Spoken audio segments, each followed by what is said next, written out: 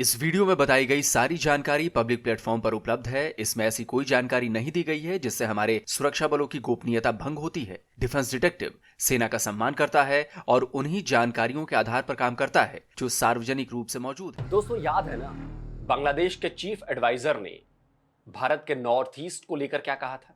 7 states of India, eastern part of India, called Seven Sisters. They are landlocked country, landlocked region of India. They have no way to reach out to the ocean. We are the only guardian of the ocean. याद है ना, Bangladesh army के farmer officer और political leader colonel ओली अहमद ने कैसे पाकिस्तान के nuclear bomb से भारत को धमकी दी थी? আমাদের অনেক বন্ধু রাষ্ট্র আছে যাদের কাছে নিউক্লিয়ার বম আছে এবং তারা দিতে রাজি আছে। याद है ना, बांग्लादेश के retired army officer major general Fazlur Rahman ने कैसे भारत के नॉर्थ ईस्ट स्टेट पर कब्जे का बयान दिया था।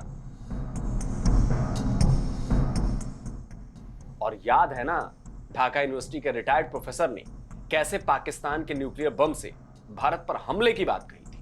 In order to change the Indian habitual perception, our only answer, as I feel, is nuclearization. Nuclearization does not mean that we have to be a nuclear power. Nuclearization, I mean that we have to develop a nuclear treaty with our former adversary, Pakistan. Pakistan is the most reliable, trustworthy security ally of Bangladesh. Bangladesh के नेताओं, farmer army officers और professors तक एक ही सुर में भारत पर हमला करने की बात कर रहे हैं। पाकिस्तान के परमाणु बम के दम पर भारत को धमकी दे रहे हैं। ठीक ऐसी ही धमकी देने और नॉर्थ ईस्ट पर कब्जे की बात बांग्लादेशी आतंकवादी जसीमुद्दीन रहमानी ने भी कही थी। আগে বলে দেব, চিকেন নেক বন্ধ করে দাও, সেভেন সিস্টারকে স্বাধীনতার আন্দোলনে ঝাঁপিয়ে পড়তে বলো, কাশ্মীরকে বলবো তোমরা স্বাধীনতার জন্য তৈরি হও। ये केवल धमकियां नहीं थी, ये वो हकीकत है जिस पर से पर्दा उसी समय से हटने लगा था जब से बांग्लादेश में तख्ता पलट हुआ और बांग्लादेश उस पाकिस्तान के तलवे चाटने लगा जिसने 1947 से लेकर 1971 तक उसे अपने बूटों तले रौंदा था। पिछले एक साल से बांग्लादेश लगातार भारत की सीमा के बिल्कुल पास, बिल्कुल करीब अपनी मिलिट्री प्रेजेंस को बढ़ाने में जुटा हुआ है। हाल ही में बांग्लादेश ने भारत के चिकन नेक के पास बने लाल मुनीर हाट एयरबेस पर नया एयर डिफेंस रडार लगाने का फैसला किया है। यह एयरबेस भारत की सीमा से केवल 12 से 13 किलोमीटर दूर है। इतना ही नहीं, यह एयरबेस भारत के सिलीगुड़ी कॉरिडोर से केवल 110 किलोमीटर दूर है। पिछले एक साल से बांग्लादेश लगातार वर्ल्ड वॉर टाइम के इस एयरबेस को रिवाइव करने की बात कर रहा है, इसका रिवाइवल की बात कर रहा है। चीन तो इस एयरबेस में घुसपैठ करना चाहता ही। खबर तो यहां तक आई थी कि यूनुस गवर्नमेंट पाकिस्तानी खुफिया एजेंसी आईएसआई के कुछ ऑफिसर्स को भी इस एयरबेस तक ला चुकी है। चिकन नेक भारत का बहुत ही इंपॉर्टेंट स्ट्रेटेजिक पॉइंट है। करीब 22 किलोमीटर का यह स्ट्रेच भारत के मेनलैंड को नॉर्थ ईस्ट से जोड़ता है। यह ट्राई जंक्शन भी है क्योंकि यहां भूटान और सिक्किम के बॉर्डर के पास चीन की भी मौजूदगी है, वो भी मौजूद है यहां पर। तो भारत के लिए यह इलाका, यह एरिया हमेशा से चैलेंजिंग रहा है। 2017 में डोकलाम में चीनी सेना के साथ भारत के स्टैंड ऑफ की असल वजह भी यही थी। डोकलाम प्लेट्यू और ट्राई जंक्शन इस सिलीगुड़ी कॉरिडोर से केवल 111 किलोमीटर दूर है, जो आर्मी ऑपरेशन के हिसाब से बहुत ही छोटी दूरी है। सिक्किम की तरफ से चीन के इस प्रेशर को नॉर्थ ईस्ट स्टेट्स को आइसोलेट करने की प्लानिंग के तौर पर ही देखा गया है। चीन तो हमेशा से इस एरिया के लिए खतरा था, लेकिन जब से बांग्लादेश में भारत विरोधी माहौल बना है तब से इस पर खतरा तेजी से बढ़ने लगा है। ऐसे में भारत ने भी केवल बातचीत का रास्ता अपनाने के बजाय डिफेंसिव एक्शन लेने शुरू कर दिए। इसी के तहत बांग्लादेश की सीमा के आसपास 3 नए मिलिट्री सेटअप, मिलिट्री गैरिसन्स तैयार कर लिए गए।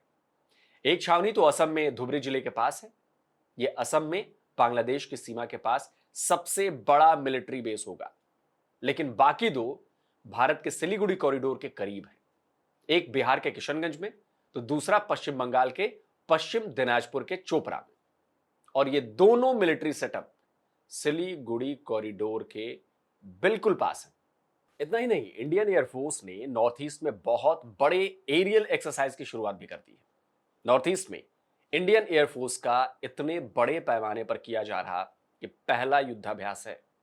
असल में ये नॉर्थ ईस्ट पर नजरें गड़ाए बैठे चीन ही नहीं, चीन और पाकिस्तान के दम पर फुदकने वाले बांग्लादेश को भी मैसेज है कि उनकी हर नापाक नजरों पर भारत की निगाहें जो हैं वो गड़ी हुई हैं और किसी भी गुस्ताखी का, किसी भी गलती का ऐसा मुंहतोड़ जवाब दिया जाएगा कि बांग्लादेश की नस्लें याद रखेंगी।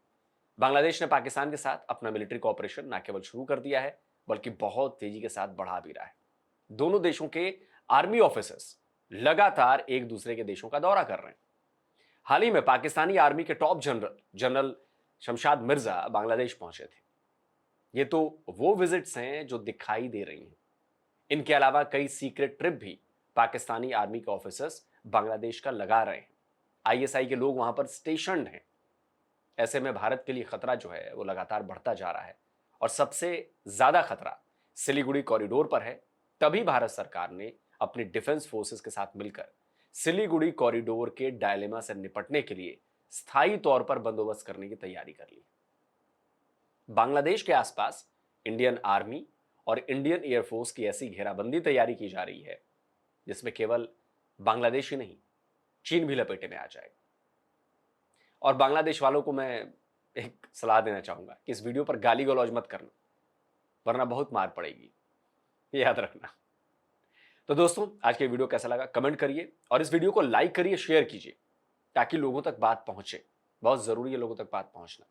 और जिन दोस्तों ने अभी तक डिफेंस डिटेक्टिव को सब्सक्राइब नहीं किया है तो भाई चैनल को सब्सक्राइब करें, साथ में बेल आइकन प्रेस करें और ऑल नोटिफिकेशन ऑन करना मत भूलिएगा ताकि हमारे द्वारा अपलोड किए गए हर वीडियो की जानकारी आप तक फौरन पहुंच जाए।